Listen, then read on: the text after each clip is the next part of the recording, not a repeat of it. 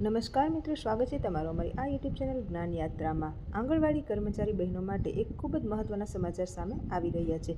Gujarat હાઈકોર્ટની double bench જજ દ્વારા ગુજરાત આંગણવાડી કે જે 53,000 કરતાં પણ વધારે આંગણવાડી કેન્દ્રોમાં કાર્યરત છે, જેમાં 1.6 લાખ કરતાં વધારે આંગણવાડી કાર્યકર તેડાગર બહેનોની તરફેણમાં એક અતિ મહત્વપૂર્ણ ચુકાદો આપતા તેમને લઘુત્તમ વેતન એટલે કે 14,800 બંને સંવર્ગોના પગારોમાં વધારો કરવાને લઈને સરકાર આગામી 6 મહિનાની અંદર જે છે તે નવો નિર્ણય જાહેર કરી શકે છે। ગુજરાત હાઈકોર્ટના ચુકાદાને આધીન ગુજરાત સરકાર દ્વારા આગામી 10 સપ્ટેમ્બર સુધીમાં એટલે કે ગુજરાત હાઈકોર્ટનો જે ચુકાદો છે એ માનદ વેતનમાં વધારો કરવાને લઈને અનેક ચર્ચા થઈ શકે છે।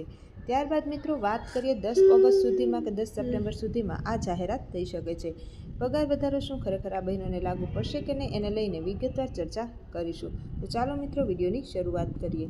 હાઈકોર્ટના સિંગલ જજ નિખિલેશ કરિયાનો 30 ઓક્ટોબર 2024નો જે ચુકાદો હતો, જેમ કે આંગણવાડી કર્મચારીઓને રાજ્ય સરકારના કર્મચારીઓને દરજ્જો આપવો અને લઘુત્તમ વેતનમાં જે છે તે વધારો કરી અને લઘુત્તમ વેતન જે છે તે વર્ગ 3 અને 4 પ્રમાણે બંને સંવર્ગોને જે છે તે આપવું જોઈએ તેવો ચુકાદો તેમણે આપ્યો હતો। ત્યારબાદ મિત્રો પોલિસી બનાવવા માટે સરકારે 6 મહિનાનો સમયગાળો આપ્યો હતો અને સરકારે જે 6 મહિનાની અંદર જે છે તે પોલિસી બનાવવાની વાત થઈ હતી, પરંતુ સરકાર દ્વારા આ જે ચુકાદો છે સિંગલ બેન્ચ જજનો તેને ગુજરાત હાઈકોર્ટની ડબલ બેન્ચ જજ સામે જે છે તે પડકારવામાં આવ્યો હતો, પરંતુ ગુજરાત હાઈકોર્ટની ડબલ બેન્ચ દ્વારા ગુજરાત સરકારના જે સિંગલ બેન્ચ જજના અમુક ચુકાદાઓને અનામત રાખવામાં આવ્યા હતા અને અમુક ચુકાદાઓને સ્થગિત કરવામાં આવ્યા હતા, જેમ કે રાજ્ય સરકારના કર્મચારીઓને જાહેર કરવા પડે તે માટે ગુજરાત હાઈકોર્ટે કોઈપણ જાતનું સૂચન કર્યું નથી, પરંતુ લઘુત્તમ વેતન જે છે તે ગુજરાત સરકારમાં અત્યારે વર્ગ 4માં 14,800 પ્રમાણે બેઝિક પગાર મળી રહ્યો છે। એટલે કે જે પટ્ટાવાળા છે હાઈકોર્ટમાં નોકરી કરતા હોય તે પણ વિવિધ સંવર્ગોમાં એટલે કે બેઝિક ગ્રેડ પે 1400 છે અને તેમનો બેઝિક ગ્રેડ પે 14,800 છે, એટલે કે 14,800 બંને સંવર્ગોમાં લઘુત્તમ વેતનમાં માનદ વેતનમાં વધારો કરવાને લઈને ગુજરાત હાઈકોર્ટ ગત 20 ઓગસ્ટના રોજ જે છે તે ચુકાદો આપ્યો છે। 14,800 બંને સંવર્ગનો પગાર વધતા કાર્યકર બહેનોનું નવું વેતન 24,800 રૂપિયા અને તેડાગર બહેનોનું નવું વેતન 20,300 થશે અને આગામી 6 મહિનામાં એટલે કે આગામી 28 ફેબ્રુઆરી 2026 સુધીમાં જે છે તે આ વેતન વધારો લાગુ કરવાને લઈને ગુજરાત સરકારે હાઈકોર્ટ દ્વારા ટકોર કરવામાં આવી છે। ત્યારે આગામી 8થી લઈને 10 સપ્ટેમ્બર દરમિયાન જે છે તે સંસદનું વિધાનસભામાં વિશેષ સત્ર મળવા જઈ રહ્યું છે। તો મિત્રો વાત કરીએ 10 સપ્ટેમ્બર દરમિયાન જે છે તે સંસદનું વિધાનસભાનું વિશેષ સત્ર મળવા જઈ રહ્યું છે। તો 10 સપ્ટેમ્બર સુધીમાં ગુજરાત સરકાર દ્વારા વિધાનસભામાં આ ગુજરાત હાઈકોર્ટના ચુકાદાને લઈને પગાર વધારો જાહેર કરી શકે છે। શું છે સમગ્ર બાબત એને લઈને ICDS પ્રોજેક્ટમાં 53,000 કરતાં પણ વધારે આંગણવાડી કેન્દ્રોમાં કામ કરતા 1.6 લાખ કે જે કાર્યકર અને તેડાગર બહેનો છે તેમના પગારમાં 14,800નો બમ્પર વધારો કરવાને લઈને હાઈકોર્ટે ગત 20 ઓગસ્ટ ચુકાદો આપ્યો હતો। ગુજરાત હાઈકોર્ટ દ્વારા આંગણવાડી કાર્યકર અને સહાયક પદો માટે નવા નિયમો લાગુ કરવામાં આવ્યા છે, જે મુજબ પગાર નીચે પ્રમાણે છે। પહેલા જે છે તે મિત્રો તેડાગર બહેનો છે તેમને માસિક મહિનો 5500 રૂપિયા પગાર મળતો હતો, હવે દર મહિને જે છે તે 23,200 જેટલો પગાર આપવામાં આવતો હતો।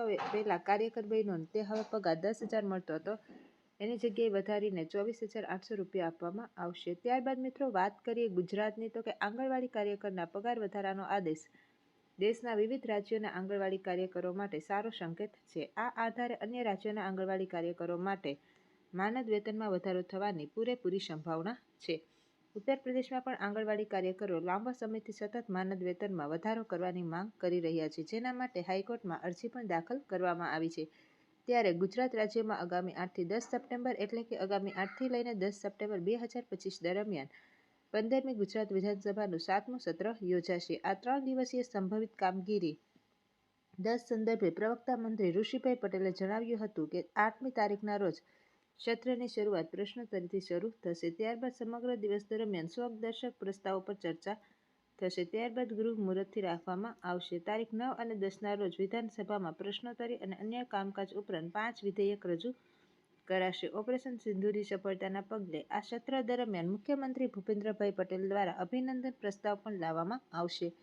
સત્ર દરમિયાન કુલ 5 જેટલા વિધેયકો રજૂ કરવામાં આવશે। વધુ વિગતોમાં તેમણે કહ્યું હતું કે સત્ર દરમિયાન કુલ 5 જેટલા વિધેયકો રજૂ કરશે, જેમાં શ્રમ કૌશલ્ય વિકાસ અને રોજગાર વિભાગનું કારખાના ગુજરાત સુધારા વિધેયક 2025, નાણાં વિભાગનું ગુજરાત માલ અને સેવા કર દ્વિતીય સુધારા વિધેયક 2025, ઉદ્યોગ અને ખાણ ખનીજ વિભાગનું ગુજરાત જન વિશ્વાસ જોગવાઈઓના સુધારા વિધેયક 2025 તેમજ આરોગ્ય અને પરિવાર કલ્યાણ વિભાગનો 2025 અને ગુજરાત ચિકિત્સા સંસ્થાઓ રજિસ્ટ્રેશન અને નિયમન સુધારા વિધેયક 2025 રજૂ કરવામાં આવશે. તદઉપરાંત 9 અને 10 સપ્ટેમ્બરના રોજ ગુજરાત રાજ્યના મહિલા અને બાળ વિકાસ વિભાગ દ્વારા પણ ગુજરાત હાઈકોર્ટનો જે ચુકાદો છે તે ચુકાદાને આધીન આ બંને સંવર્ગો એટલે કે સહાયક અને તેડાગર તેમજ કાર્યકર બહેનોને બંનેના વેતનમાં 14,000 જેટલા 800 વધારો કરવાને લઈને સરકારે નક્કી કર્યું છે. એને લઈને ચર્ચા પણ થઈ શકે છે.